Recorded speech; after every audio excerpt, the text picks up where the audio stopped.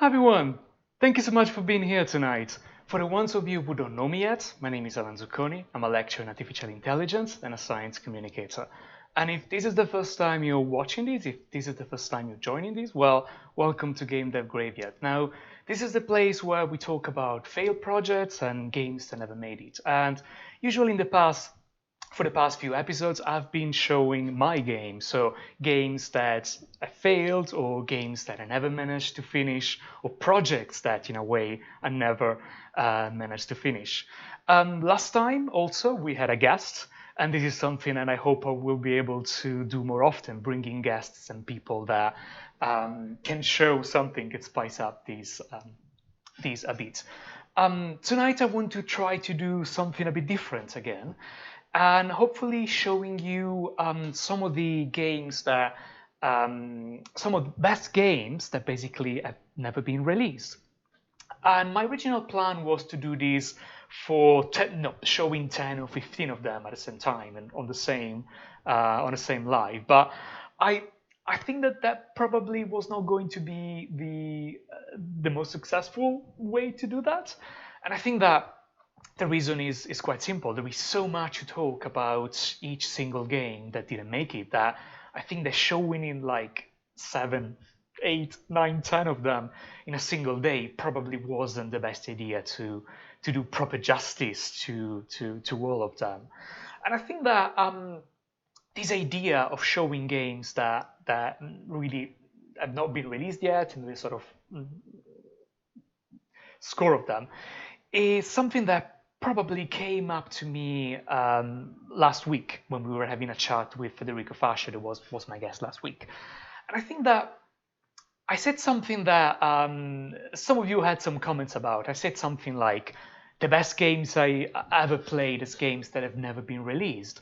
And I think that this is something I really believe it. Some of the best games I've played had never been released. And it wasn't a joke. And of course, I mean, this makes sense because I'm a developer. I know a lot of developers, so I had a chance to play a lot of games before they've ever been properly released. And some of those projects have been some of the most interesting, the most fun things that I've ever played. I don't know if it's because I played them with the devs themselves. I don't know if it's because you're very excited to play something new that has not been released, but I have really good memories of some of those projects. So I think it's good to show some of them. So I think that there's one in particular that I really love, despite everything, and you see in a minute what I'm talking about, that unfortunately never saw the light. And I think I could probably say that unfortunately it was never even made. And well, if you had a chance to see some of the tweets I made earlier, you probably know what game I'm talking about. Now, you know that I'm a massive fan of FEZ. I'm obsessed with FEZ. I absolutely love FEZ. And so, it's not unsurprising that the most anticipated game that unfortunately never got released is indeed FEZ2. So I think maybe we can start by seeing the trailer for FEZ2, well, the teaser for FEZ2, and maybe we can start having a bit of chat about that. And as always, you have all the comments. You can write comments on the side. I will try to address as many as I can, and I will try to reply to as many people as I can, both here on YouTube and on Twitter. So, at any point, write something and hopefully I can get it. The only thing is that there's going to be a bit of delay. So, if you see something like 30 seconds delay, don't get worried. Hopefully I will be able to read every one of you in the chat today. So without further ado, let's see the trailer for FEZ2 and then hopefully we can start talking a bit about it.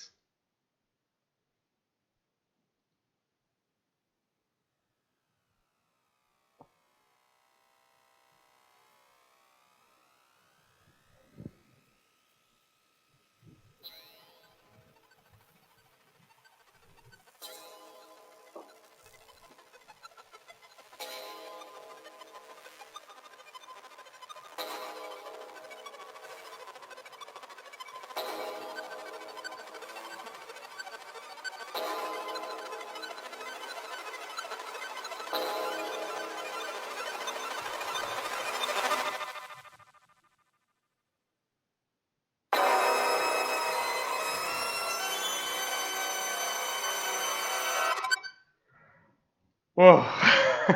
Oh God. So it's too many emotions. I can't even. So it's I have so many things to say about FEZ2, and it's quite weird because it's a game that probably never even got made. Now, as you probably have seen, it's an awesome trailer. Well, it's an awesome teaser trailer. Um, I think he has everything, that I could possibly. Oh, I know the memory is right. He has everything that I could possibly want from the game. Oh, it was so good, so good. So you can probably imagine how excited I was when this came out, and I think that part of that excitement, for me, it's also the fact that I never had a chance to play the original FEZ2 when it actually came out. I don't have an Xbox, so unfortunately, I couldn't play that when it came out. So basically, one of my biggest regrets was watching people playing the game online. Well, I mean, regret is a strong word, but you know what I mean. And it's because suddenly I knew all the secrets, I knew everything. I was reading obsessively, every forum, every post that was written about FEZ. So I know exactly what I was going to expect when I played it. And I think that this, for me, really spoiled the experience. It was such a shame. But, I couldn't wait. It should have been released much sooner. I know it's a bit tricky, but it should have been released much sooner on PC. So yeah, it's a shame, and I sort of forced myself from that moment on to never watch Let's Play of games that I really wanted to play, to make sure that I could avoid any spoilers. And I think I've been very good, for example, with Kentucky Route Zero, which I've not had a chance to finish yet. I know I'm really bad. I should have finished it a long time ago. But I made sure not to watch any spoilers about that. So, of course, I was so excited being able to experience those emotions from FEZ for the very first time in FEZ2, which of course didn't happen. So that was a bit stressed about that. But I know the FEZ had a lot of secrets, so I imagine the FEZ2 probably was going to have even more, and I was really, really keen in being the first one to discover maybe not all of them, but being one of the first one probably to discover some of the most hidden ones, especially by knowing how some were discovered in the original FEZ. And this is something that we'll see in a bit how to get there. So how obsessed was I with FEZ2? Let's see. You can probably see that the trailer, what it's showing basically, is something rotating, right? It's something that is rotating around, exactly the same mechanic that you have in FEZ, and it shows those rotations. So, the first things that come to my mind is, oh my God, this must be a message, right? I need to know what is the shape that is being rotated. So the things I did was basically taking screenshots of those slices as they are rotating and try to reconstruct, the shape that you could see being rotated. And there are many possibilities. You can only be sure about a few blocks because it rotates, and I didn't want to actually do sort of frame by frame and checking. I was hoping there was something obvious, probably just some random blocks, But yeah, I think this shows the level of commitment that you need to have to go this deep and this crazy into finding something. I don't think the trailer had any of those secrets. If it had, please let me know. Maybe I just missed it. That would have been a real shame. But I don't think there was anything for me there to discover basically. Now, something that I want to mention is that when I'm talking about FEZ2, which is a game that has been cancelled, and because of that, there isn't much that I can say. But there are other games that have been cancelled and that I definitely want to talk about, where I could talk about and I can say a lot of things. And this is very tricky. This is somewhat very problematic because if you think about it, behind every project that is somewhat dead or has been cancelled, there's a story that is worth telling, but maybe there's a story that the people making it don't want you to tell. And this could be for a variety of reasons. Maybe they don't want you to explain why the game failed, because maybe they share some responsibility. Maybe they feel guilty. Maybe they feel very sad about that specific thing that has occurred. And I think that we need to talk about this game in a way that is very respectful, not just to the games themselves, but also to the many people that worked on those projects. It's something that for me, it's absolutely necessary when we are talking about those games. I try to reach out to some of the people that made the games I want to talk about that unfortunately were never made. And I can say that the vast majority of them, basically all the ones I contacted, they prefer not to talk about those games. And I can see why. I have projects that have somewhat failed, even if they've been released, and I'm not happy to talk about them either. Even if, there is nothing secret, but it's tricky. It is very tricky, and sometimes it can be very painful. So it's something that I don't want to do, lightly. It's something that I want to do in a very respectful way. So, there might be things that I prefer not to say, or, there might be games that maybe I don't talk about entirely. Now, FEZ2 is such a, I think, iconic thing for me, and it's such a well-known thing that I don't think there is a risk of that. But maybe towards the end of today's conversation, maybe it might be worth it to talk about the reasons why it was cancelled and how toxic the conversation around FEZ2 started to be. And I think this is something that I would really love to address, but towards the end of the stream, because I know that there's probably going to be a lot of drama around that. So hopefully I will be able to keep it short. Now, as I mentioned, I've been pretty much obsessed with FEZ, the original one. So obsessed that it's I'm not a massive gamer. I don't play many games, to be honest, which is a shame. I'm a developer. I should play more games. I know the FED is going to be upset about it. But it's one of the very few games where I have all the achievements, and I wanted to get all the achievements. So it's one of the very few games where I've actually done that, because I wanted to make sure to get every possible to explore every possible inch of that games. And something that probably might sound unrelated is that if you follow my blog, if you follow the tutorials I write, you've probably seen that FEZ has somehow sneaked into my tutorials already. And this is because I talked about it very, very briefly in what it is, I think, my third most read article. Now, I have hundreds of articles. The most read one is the one teaching how to make deepfakes, which is a bit of a shame, to be honest. I wish it was something else. The second one is the one about enums in C#. Can you imagine? It's the second most read articles on my blog. So maybe I should make much more simpler and accessible content, I guess.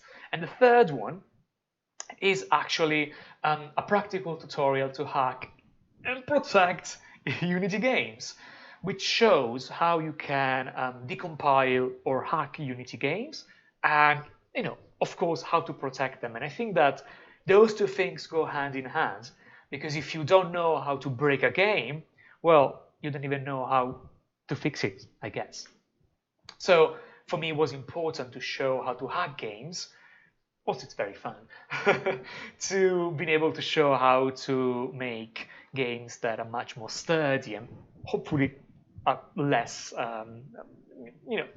they're not so easy to hack.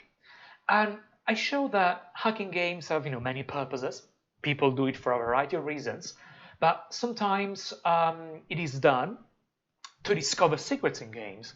And in fact, FEZ had many secrets, one of which was discovered when the game was actually decompiled. So someone actually managed to take the game, to extract the source code from the game. We'll see in a minute how that works. So for now, let me explain it like that. Read the source code, and they were able to find, an extra secret. It's intriguing because, as far as I know, to this date, FEZ has been released quite a few years ago, and as far as I know, nobody managed to find a way to discover the secret within the game. I don't know if it has ever been discovered. I think it hasn't. I was trying to search for it. Which means that the only way in which solving this puzzle was possible was either by brute forcing it or by decompiling the game. And I remember reaching out to Renaud Bedard, which is the lead developer on FEZ, and asking, was this the way in which it was supposed to be done? Was this the way in which it was supposed to be discovered, to be solved? And I think he has been exceptionally, diplomatic in saying, well, that is the way in which it was discovered. And I think it's a very diplomatic answer in that sense, and I think it's one I absolutely love. And Bruno, if you're watching, hi. So yes, sometimes you might have to decompile games. To be honest, I wouldn't be surprised if that would have been the only way to discover it, because there are some other crazy puzzles in FEZ. For example, there's one in which you have to tweak. You have to either wait for a specific time of the day, or you actually have to tweak your clock and restart the game. Please don't do that. That is so stressful to do. It's so stressful to solve the game. Please don't do it if you're a developer. But so yeah, this is a way in which it can be done. I have a lot of people actually contacting me, believe it or not, to hack games. I have so many emails of people that they read this tutorial, and then they ask me, oh, Alan, can you please hack this game for me and do this? And I'm like, no, I'm not going to do it. If you want, you can do it yourself, but I'm not going to do it. And I think that for me, hacking is not about trying to, mess the game up or do some damage. For me, it's about understanding how the game works. If it's something that I'm really curious about, it might be about discovering secrets. Maybe the game is too hard. I've done it many times, and I'm just hacking it to make it easier. This is something, for example, that I've done when I was playing Nuclear Throne. I really enjoyed Nuclear Throne. It's too hard for me. I cannot finish it normally. So I've been hacking the game. And usually I try to make sure that I don't hack games that have leaderboards, because that it's not something that would mess up with the with other players, and I don't think it will be fun anymore for the developers. But if maybe you want to see me hacking some other games and change it to some other games, maybe Nuclear Throne, just let me know, and maybe we can do it in another live. So because there isn't much to show about FEZ2, I think that maybe it would be fun just to see how we can actually decompile FEZ and discover some of its secrets. Maybe discover some of the things that had never been, officially released or officially been said about FEZ, but that are somehow hidden within, within its source code. So the first question is, how can we do that? Given a game, how can we go back to the original source code? Well, you cannot do it. In the vast majority of cases, you cannot do it, because once you write the code is compiled, and then all of the original projects, it's lost. It's not something that it's included. So it's not something you can actually retrieve, because it's never included. For example, if you have a Unity game, you cannot go back to the original Unity project. There is no way of doing that, because so much of that information, it's lost. But this doesn't mean that you cannot do anything. There are many other things that you can do. There are many more assets that you can extract. There are many more pieces of code you can extract. Now, usually, when you write something, for example, in C++ or in C, it gets compiled in well, it's effectively native code for a machine. And if you try to return to the original C or C++ code, well, you really can't do that effectively. You get something that is probably very, very messy, and it's exceptionally hard to read. So usually it's not really worth it. Now, things are very different if you're trying to do that for a Unity game or for an XNA game. And FEZ has been developed with XNA. And the reason is that they both use C#. Now, without going too technical, even though I'm going to show code, what's interesting about C# is that if you want it sort of compiled twice, when you compile it, it's basically converted into something that it's called intermediate language code, IL code. And this is a bit like Java bytecode, if that makes sense, and C# and Java indeed shares so many similarities. And what's good is that it's relatively easy to go back from the IL code to the sort of original C# code, because it's not so deeply compiled, if that makes sense. So there is a much better translation one-to-one. You can, of course, look at the IL code, but I can't look at it. It's not easy to read, it's not easy to understand. But you can go back to a C# version and it's really, really clear. And what's amazing about it is that by default, you keep all of the variables name, the functions name, everything is there. You don't get a comment, of course, because they have not been part of the compilation process. They get stripped out. But you see everything else. So you know how things were called, or at least most of the things were called, and it's very easy to change. It's very easy to make a single point change, recompile it, and replay the game, especially if you have variables or stuff like that. So the first question is, how do we do it? What are the tools that are able to do that? Well, the first things that, of course, we need to have is having access to the game. So what I've done here, I've simply taken the folder where all the files from FEZ were, and in this case, basically all the sort of meat of the game, it's included in the executable file. Now this is true because it's an XNA game. If this is a Unity game, it wouldn't be true. The actual code would be in a different folder. But for FEZ, this is actually the case. So there are many programs that you can use to decompile and to go back to the original code. My favorite one is called DNSpy. You don't need to install it if you don't want it. It's completely portable. It's very light. It's fairly well maintained. So I think it's very good, and it's the one I use every time I want to decompile a C# application, whether it's a game, something else. So the only thing you need to do when you have DNSpy is simply to take this and drag it in here. And what you can see is that something is happening. Now in the Assembly Explorer, we see that what's inside the executable file. And this is a bit of decompiling it, basically. Now, it's not extracting all of its resources, so we won't be able to see the graphics that it's inside here. Maybe we might be able to see, the icon, which is inside the executable file, but we won't be able to see any of the assets, any of the music, any of the graphics, which I believe probably are hidden in some other file, or maybe they're hidden in those formats, but I have no idea how to access them for now. I'm sure someone else has done it, but it's not what hopefully I'm going to try today. So we can ignore all of those things. What is important for us are all of those, basically.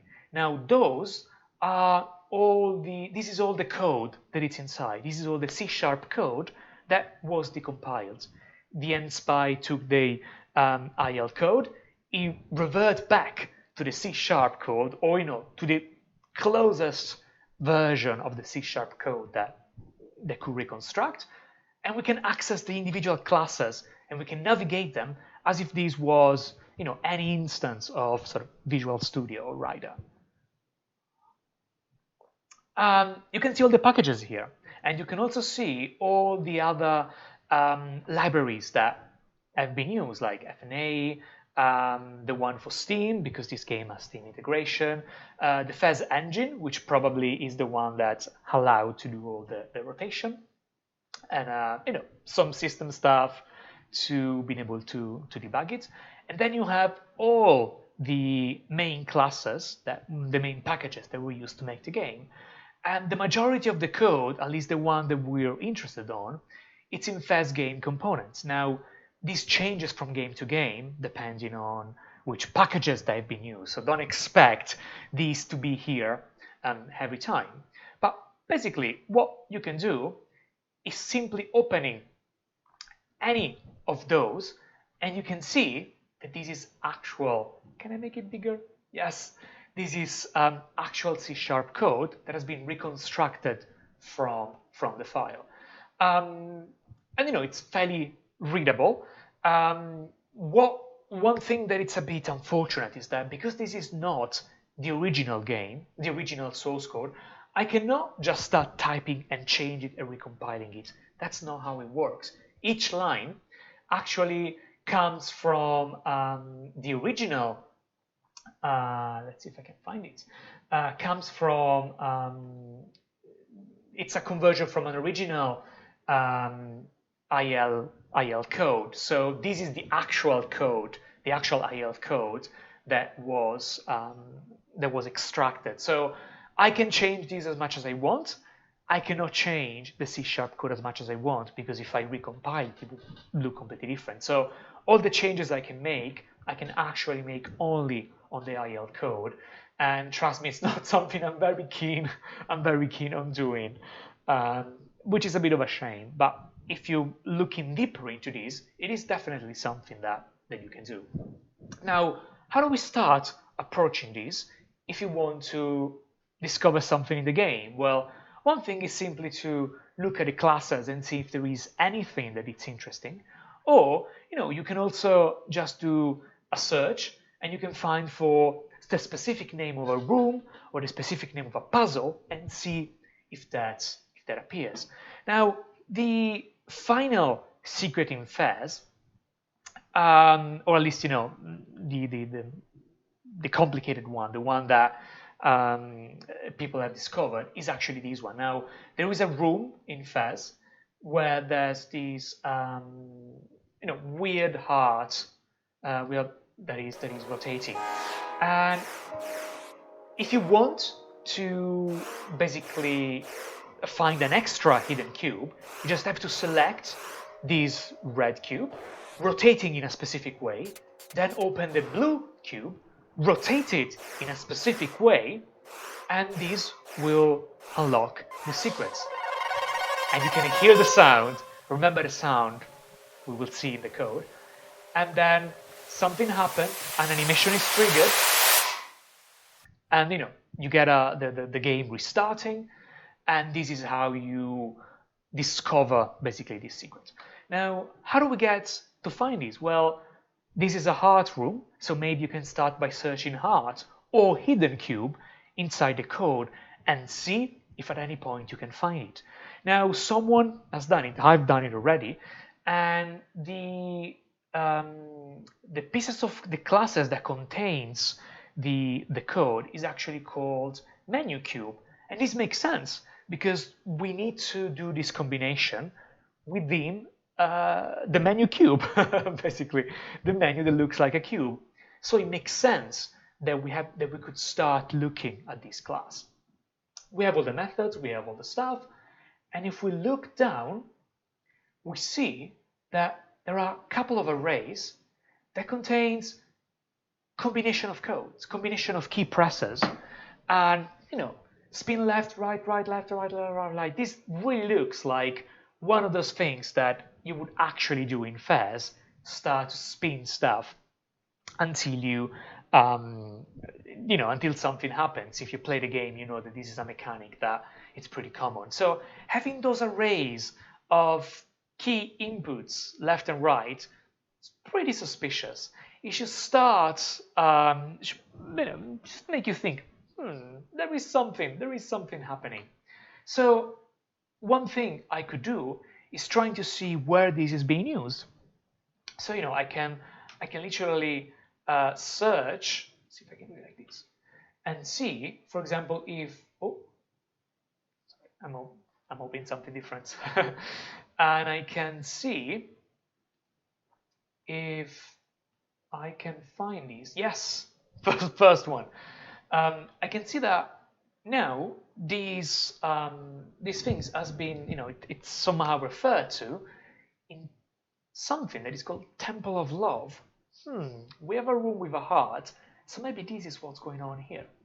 And you can see that now we have a pretty chunky statements that says that, well, we return if any of these condition is true, if any of this condition is real. What does it mean? It means that those are the conditions that indicate when this code shouldn't be executed. So if we're not in the Temple of Love, so this means that it is executed in the Temple of Love. If we have less than 3 pieces of art, this cannot be executed. It cannot be executed if we have done already the art reboot, which is if you want the flag that indicates that we have already done these animation. Plus, a few other things that indicates, that we need to be in the menu and everything like that. And then we have this piece of code that is showing us, basically is detecting when you're pressing a button, so detecting which buttons you have been pressed, and it is somehow using them to, with this pattern tester that somewhat loops through the inputs every time, and is telling you if you are doing the sequence of inputs as you would actually do. So can I go back? Yes. So we can see that it looks like this, it's close to what we really want to discover. And in fact, you can see that if this pattern tester succeed for the letter cube and for the number cube, which were the red and the blue cubes you've seen in the video, well, if they both succeeded, then resolve puzzle sound only. This is happening. It's the sounds that was triggered when you complete the combination. This is it. This is the actual line of code that triggered that sound. So we can literally see what's happening. And if you look a bit closer, then there's a delegate. So this means that we add an event that needs to happen when we close the menu. So when the cube is not zoomed anymore, we schedule an event for something to happen. And you can see that this basically is what is triggering the fake restart and the secret uncover in the rest of the rest of the game. Now, if you're not familiar with code, of course, reading someone else's code is never easy. So it took a while to understand what this means. Took a while to understand how it's written. I think it's pretty neat. But if you're working in a company and you have to work on code that someone else has written, you start to get used to see patterns like these and to recognize what's used in these. And so after you've seen these, you probably realize that every time there is an array of inputs, that's probably a hidden code that is called somewhere. So the first things that you should immediately do is searching for all the arrays of code inputs. Search where they're being used, search when they're called, and the condition. And I think that this is actually quite important because, did I lost the points? Yes. I think this is quite important because these pieces of code, this combination, it's not activated anywhere. You don't just type it and it works. It's a very complex sequence of actions. You need to be in the Temple of Love. You need to have a certain number of hearts. it needs to be the first time you're doing it. You need to have one artifact selected, and then you need to do this combination, first on one, then on another one. So you need to be able to read this code if you want to understand how this is done. And I've actually chased down the original, what I believe at least is the original article in which this was explained. Forgive me if this wasn't the original one. I know there's also one on Reddit that explained this. But basically, this person said that, oh, I used JetBrains.pig to decompile FEZ. I searched for hearts. I found Temple of Love. And it turns out that you have to go out all 3 hearts. And you have to be in the Temple of Love. And you have to be behind the door. And you have to open the letter artifacts, this sequence, the number artifact, this sequence. And these, it's exactly, all those steps are exactly what it's written here. You have to be in the Temple of Love. You need to have 3 pieces of heart. You need to be in the artifact menu. You need to do something on the letter and on the number artifacts. And I think that this is really clear what's going on in here. And it's beautiful that you can see it happening in the video, in the game. Now, I think I spent a lot of time showing you the screen. So I think it might be worth to have a look at what other secrets might be hidden inside the source code of FEZ. Now, when I talk about this on Twitter, I said, oh, you know, I could potentially be decompiling FEZ tonight. And Bruno Bedard replied with the looking emoji. And I think he knew that one of the most sort of talked about and decompiled class is, let me see if I can find it. It's game-wide codes, which is one that contains a lot, you can see again, a lot of those input tests sequences that basically they activate when, you know, when one of the sequences is uncovered. And so immediately you can see that there's a water tower secret. This is a sequence that needs to be activated in the water tower level. And you can immediately see, you can see that the sound is being played. You can also see the code of what's happening and how the camera is rotating and the conditions that are being activated.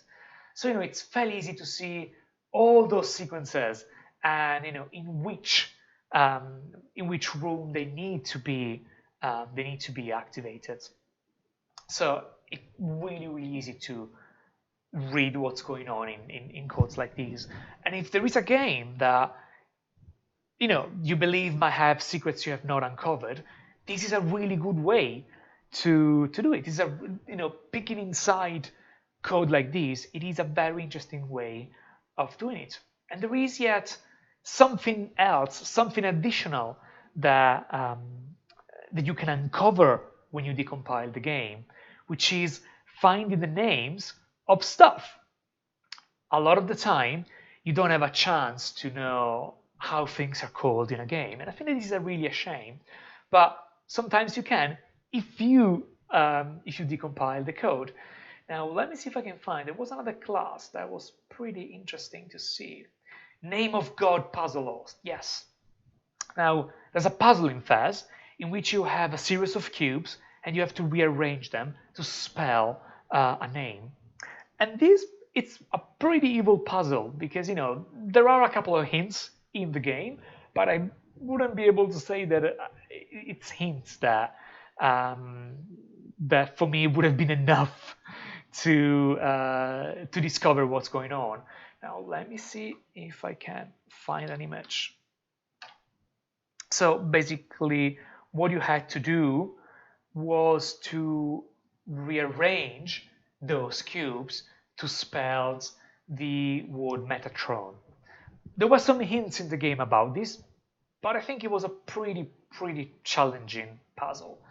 How can you discover that? How can you find you know, the hidden meaning of these? Well, name of God puzzle. Interesting, because this was strongly hinted within the game. So again, we can see here that we have a list of cubes that needs to be oriented in a very specific way, and you can see which faces basically needs to which symbols need to appear in these, and it's pretty clear how they need to be oriented if you've played the game and if you know the game. And it's also interesting to see that you see Zuish slot. Zuish is actually the name of the language used by FEZ, and I don't think this is ever been revealed in the game. I don't think this word is ever in the game, but it's super cool that you can actually discover the name of the language by decompiling the game. So we're not just discovering a secret puzzle, how to solve a secret puzzle, we're also discovering a secret of the universe of FEZ, which again, really, really cool. And it's not over. There is something more that we can uncover. Now, if you have played the end of FEZ, let me see if I can find a video with the end of FEZ ending. Let's see. It's pretty trippy, so let's see if we can. Oh, it's a bit too loud. Sorry. Let me see if I can find it.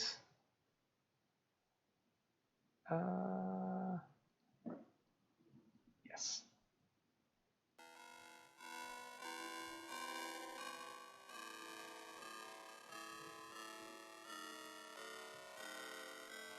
So it's very trippy. I don't know what you will be able to see with the compression, but we start seeing this grid that basically is like infinitely many pixels inside Gomez FEZ. Gomez is the main protagonist. And then we see a lot of very, very weird scenes. And this is coded. We can actually see the code that makes this, and we can see how each one of those individual elements is being called. And I think that this is really cool, because what is the name of these? I have no idea, but maybe we can see. Maybe we can see what was the intention of the developers when they made those things. And this probably reveals a bit about what they actually are. Well, I mean, probably if you've played with 3D graphics, you probably have an idea of what it is.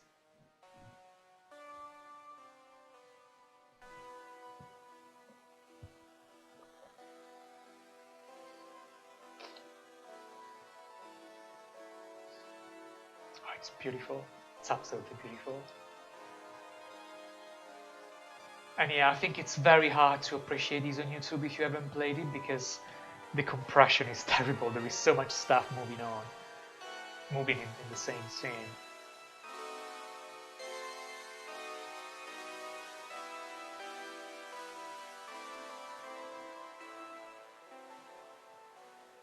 Oh. Remember this scene, because we're going to find it in the code.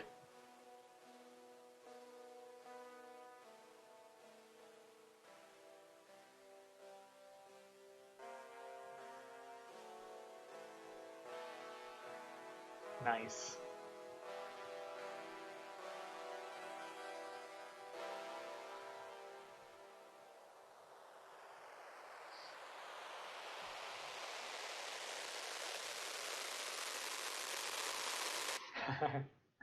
So cute. Gomez is so absolutely adorable.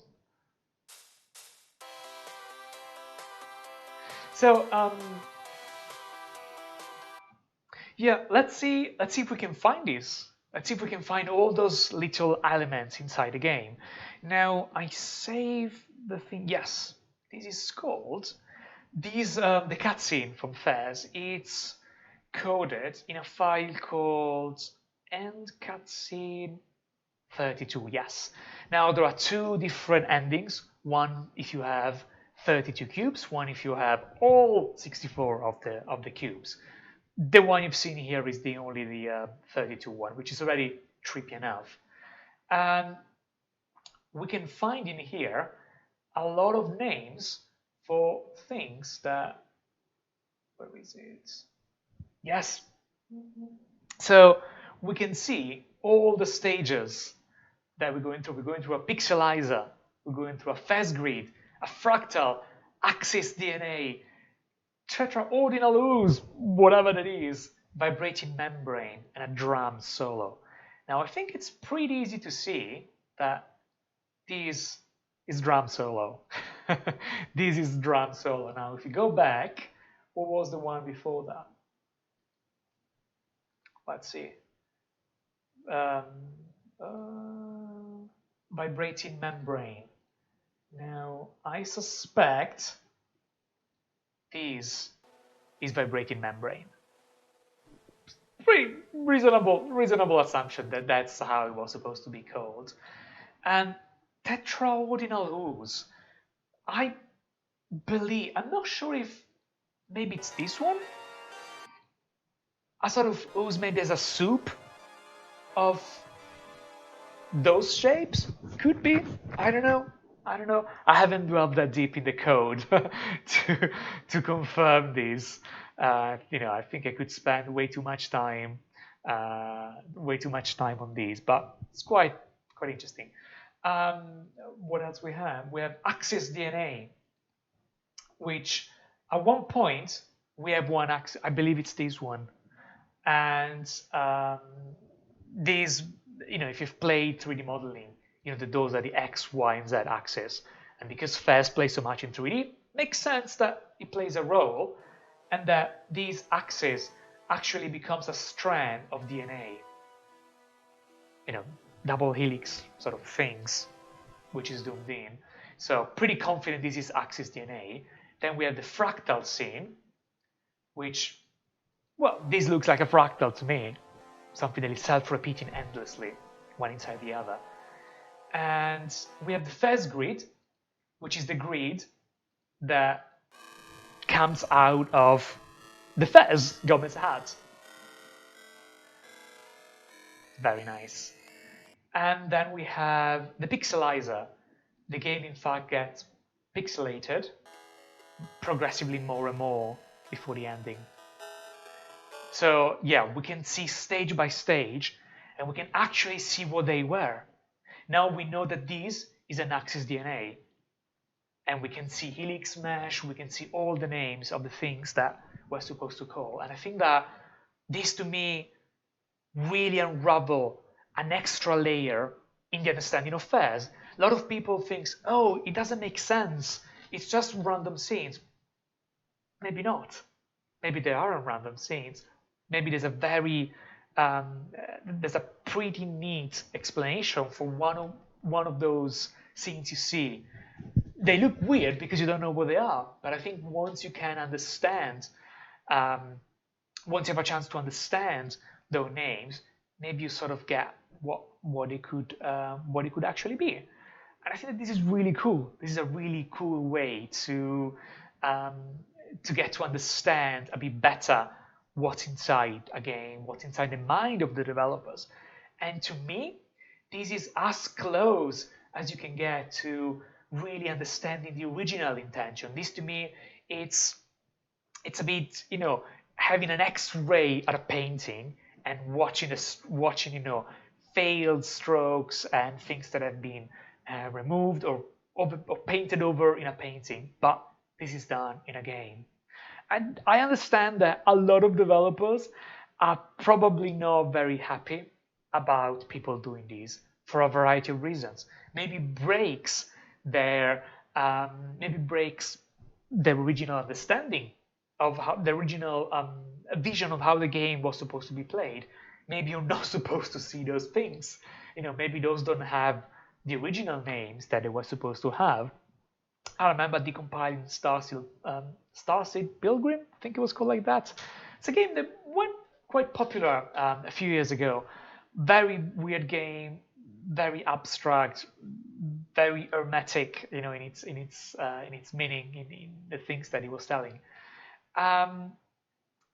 It was really cool to see how the things were called, because they weren't called how they were actually called in the game, which to me means that there was probably some redesign happening at some point.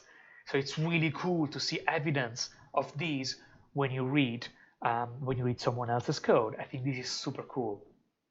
And yeah, you often say that sort of imitation, is the most sincere form of flattery. Well, bullshit. Decompiling is the most sincere form of flattery. And this is a very mild hacking, but it's not done to break. It's done to understand. It's done to get an extra layer of understanding into the original vision of the developer. And to me, this is a very neat way to love the game even more. You finish the game, you finish everything. Now there is all of these that you can, look into and see what's going on. And of course, we have the same even for the cutscene that maybe explains a bit more about what all the things were in FEZ. Now, so yeah, I think that this more or less shows how you can decompile a game. I showed in FEZ. This will work on the vast majority of XNA games because it's done in C#, but it will work in for Unity as well. Maybe if there is any game that you want me to decompile live, any Unity game you want me to decompile live and hack and change and recompile and play, maybe it's something that we can do. Maybe not next time, have a guest next time. But maybe we can do it, another time. I'll be very happy to hear your suggestion and change a game live while we play. Now, we have a few minutes left, and I think that we can talk about the most painful thing about FEZ2. It's the fact that it has been cancelled. And not even that. It's the fact that it's the reason why it has been cancelled. That Phil Fish, which is the designer of FEZ and FEZ2, it's a pretty controversial figure. I would say that he polarizes people a lot, and he had received a lot of abuse online. And after receiving so much, Phil Fish actually decided to cancel FEZ2. My heart broke.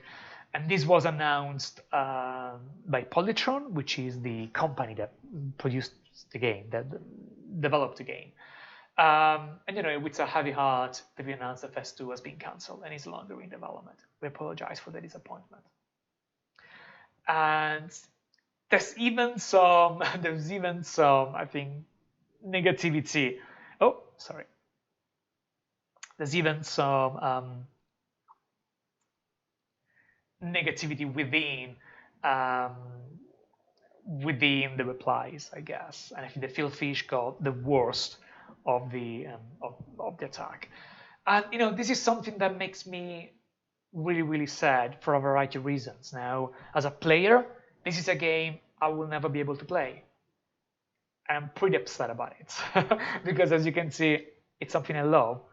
I would have loved to play this game. So not being able to play it, pretty green for me. But as a developer, there is an extra layer of sadness that adds to this story. It's the fact that a developer was attacked so much that it was basically forced for his own sanity to cancel a game. Now, I understand that a lot of people have very strong opinion about Phil Fish, and regardless of what it is, your opinion about him as a developer, or as a person, or as a game designer, you can have opinions all over the place about those three versions of him. I think that nobody should be subjected to abuse, and we have a lot of developers that they became pretty popular very quickly. And this is something that, while a lot of people would love, I would love to get that. This is not something that a lot of people are prepared for, especially when it gets nasty. So if there is, it's something that can really affect your mental health. And I think that we've seen people quitting because of harassment. We've seen how heavily it was impacting their mental health. And through their tweets, we can see a steady decline into their mental health. This is something that has happened to Notch as well, up to the point that he decided, no, I don't want to have anything to do with Minecraft. Bye, I'm taking the money and I'm leaving. I think that something similar has unfortunately happened to Phil Fish. Now, whether or not you agree with his point of view, or whether or not you agree with how he makes games or how he replies to people, I think that the stream of harassment that he got pretty much contribute to a steady decline to his mental health, and I think that nobody should be subjected to that. Some people really struggle with that. I was working many years ago on a project that attracted a lot of hate when I was in Italy, so before moving to London, and I had no problem with that. The project was designed, if you want, to attract hate, and I had no problem with getting death threats every day. Also because I knew that people were not going to act on them, so I was feeling pretty safe. But some people can feel really attacked by the things we say online, and I think that Phil Fish definitely got the worst. Got very sensitive towards the end about a lot of comments. And as a developer, I feel the same. There are when people make a bad comments about the stuff I make, or they insult me because they don't like the stuff I make, well, I don't care. I really don't care. But what I care about is when someone that I respect maybe doesn't like what I do, or maybe they made a comment that they make me realize that I've done something wrong, or it wasn't as good as they thought that things was going to be. That it's what affects me. That it's when it really hits me. And so we're all sensitive to a variety of different things. I would have no problem with people hating on my game and insulting me. It's not something that will really affect me. But if someone I respect doesn't like the things I do, that is the moment where that is the thing that really breaks it for me. And so I think we need to be very careful when we're online. I think that especially a lot of journalists, especially a lot of the press, a lot of people really jumped onto the Phil Fish train and really made the situation much worse. And again, regardless of how we reacted and how we acted towards people, I think that if he hadn't received so much hate, he probably could have handled the situation, much better. Maybe we would have had FEZ2. Who knows? We'll never know. And to be fair, I'm really, part of me would really love Phil Fish to resume FEZ2, but part of me is really happy that he hasn't, because I understand that, being a developer, I understand that another developer felt miserable working on a project up to the point that they decided to cancel it. So demanding someone to work on a game that makes them feel miserable, it's not something I want to do. So as much as I would love FEZ2 to happen, part of me hoping never will, because I know that it's not something that Phil Fish would probably enjoy doing at this point. So unless he enjoys it, I don't want to play the game. I don't want to play a game that has destroyed someone else's soul in the making. I don't think that should be encouraged. I don't think that's good. And I think this is why maybe playing a game like Antichamber, knowing how much it affected its developer, well, makes it very bitter when you play it again.